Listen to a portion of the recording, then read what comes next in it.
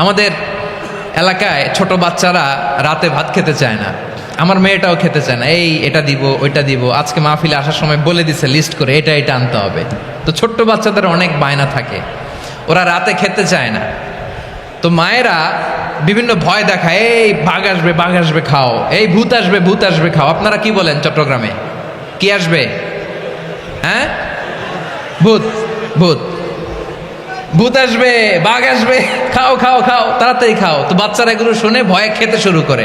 মদিনার জমিনেও একই ঘটনা ঘটতো। মদিনার ছোট্ট ছোট্ট সোনামণিরা খেতে চাইতো না। তো মায়েরা বলতো, হা হুয়া ইয়াতি উমর, হা হুয়া ইয়াতি উমর, ওই যে উমর আসতেছে, উমরে ফারুকের কথা শুনলে বাচ্চারা একেবারে ঠান্ডা। সুবহানাল্লাহ পড়বেন না? প্রভু তুমি বলেছ রাসূল দেবে না, বলনি দেবে না ওমর, বলনি দেবে না হামজা তারিক, খালিদ বিজয় সমর।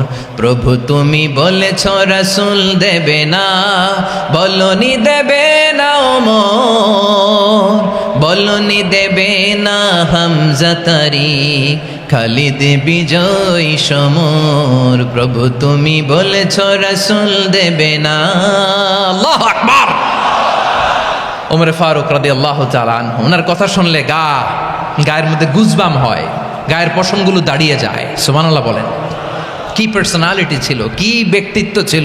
মুনাফিকরা ওমরে ফারুককে জমের মতো ভয় পেতেন। শয়তান, খুদ শয়তান এই রাস্তা দিয়ে আসলে শয়তান অন্য রাস্তা দিয়ে হাঁটতো। ওমরে ফারুক রাদিয়াল্লাহু তাআলা আনহুর জীবনে যদি দেখেন, তাহলে সেখানে আপনি আদালতের, ইনসাফের, সুশাসনের, জাস্টিসের নমুনা দেখতে পাবেন। কয়টা শুনবেন? সাইয়েদনা ওমরে ফারুকের রাদিয়াল্লাহু তাআলা আনহুর সন্তান আব্দুর রহমান মিশরে মদ খেয়ে মদ্যপ অবস্থায় ধরা পড়েছে। মদ খাওয়ার কারণে, মদ যদি কেউ পান করে আর যদি প্রমাণিত হয়, তার বিচার হলো 80 বেত। আওয়াজ করে বলেন কয় বেত? বাংলাদেশেও তো এই আইন আছে নাকি? বাংলাদেশে আছে? হ্যাঁ, মদ খাইলে 80 বেত, এই আইন বাংলাদেশে চালু হোক। আমরা চাই কি চাই না? চাই সবাই। এজন্যই তো ইসলাম ভাল লাগে না। ইসলামকে ভাল লাগে না। ইসলামকে আউট করে রাখতে পারলেই তো এরকম বড় বড় বোতল খাওয়া যায়। একেবারে সহজ, পানির মতো সহজ, হিসাব একেবারে সহজ। ওমরে ফারুক রাদিয়াল্লাহু তাআলা আনহুর ছেলে ভুল করে মদ পান করে ফেলেছিলেন। আব্দুর রহমান, ঘটনা ঘটেছে মিশরে। মিশরের গভর্নর তখন আমর ইবনে আস রাদিয়াল্লাহু তাআলা আনহু। আব্দুর রহমানের ভাই যে গভর্নরকে বলল, গভর্নর যদি একটু দয়া করেন, খলিফার ছেলে আমার ভাই আব্দুর রহমান মদ্যপ অবস্থায় ধরা পড়েছে, জনসম্মুখে যদি আপনি বেত্রাঘাত করেন আমাদের প্রেস্টিজ থাকে না, যদি 80 বেত আপনি মারেন আমার কোনো কথা নাই, কিন্তু ঘরের ভেতরে মারেন। আব্দুর রহমানের ভাইয়ের সুপারিশ শুনে সাইয়েদনা আমর ইবনে আস রাদিয়াল্লাহু তাআলা আনহু রাজি হয়ে গেলেন। ঘরের ভেতরে লোকচক্ষুর আড়ালে 80 বেত তিনি মানলেন।